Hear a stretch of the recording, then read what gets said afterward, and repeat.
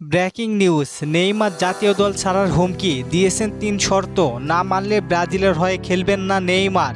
২০২৪ Copa America বিদায়ের পর থেকেই নানান আলোচনা সমালোচনা হয়েছে ব্রাজিল ফুটবল টিমকে নিয়ে। কোথায় ব্যর্থতা, কোথায় ঘাটতি রয়েছে ব্রাজিলের, শুধু সেইটা খুঁজে বের করা হয়েছে, কিন্তু কুল কিনারা খুঁজে পায়নি কেউ। তারপরে জটিল মন্তব্য করলেন নেইমার বলেন, আমার ৩টি সত্য আছে, যদি সিবিএফ মেনে নেয় তাহলেই আমি জাতীয় দলের হয়ে খেলবো, আর না হয় দল বা কোচিং স্টাফ নিয়ে আমি আর জাতীয় দলের হয়ে খেলবো না। কেননা আমি যেই দলের সঙ্গে খেলবো সেই দলটি আমার আবেগের জায়গা, ভালোবাসার দেশ, আর বড় বড় টুর্নামেন্ট ব্রাজিল হেরে যাবে আমি এটা কখনোই মেনে নিতে পারবো না। সেই কারণে 3টি সত্য দিয়েছেন নেইমার। চলেন দেখে আসি নেইমারের 3 সত্য।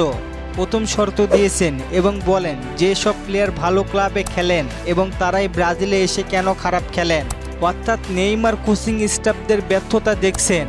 নেইমারের মতে ব্রাজিল দলে যেসব সমস্যা রয়েছে সেইগুলোকে খুব দ্রুত সমাধান করার কথা বলেছেন তিনি। 2 নম্বর শর্ত নেইমারের মতে বল সাপ্লাই করার ঘাটতি এবং নাম্বার 9 পজিশনের সমস্যা খুব বেশি মনে করছেন এবং পুরনো কিছু প্লেয়ার রয়েছে তাদেরকে দলে নিতে হবে বলেছেন, তা না হলে দলের গতি আসবে না। কারণ সিনিয়র এবং জুনিয়র তাদেরকে নিয়েই একটি টিম হয়, সেই কারণে পুরনো কিছু প্লেয়ারকে অ্যাড করার কথা বলেছেন নেইমারের 3 নম্বর শর্ত, নেইমার যখন ক্যাপ্টেনের দায়িত্ব পালন করবেন তখন তার মতো করেই প্ল্যান সাজাতে হবে। তবে এখানে একা না, কোচের সাথে প্ল্যান করবেন, কারণ কোচের এক প্ল্যান আর প্লেয়ারের আরেক প্ল্যান থাকলে সেই ক্ষেত্রে মাঠে সমস্যা হতে পারে।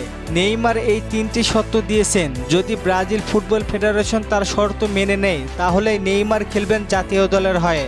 নেইমারের এমন প্ল্যান কেমন লেগেছে আপনার কাছে জানিয়ে দিন কমেন্ট করে। আর আপনারা অনেকে সোর্স চেয়েছেন, সোর্স হচ্ছে হাংরি স্পোর্টস। ধন্যবাদ।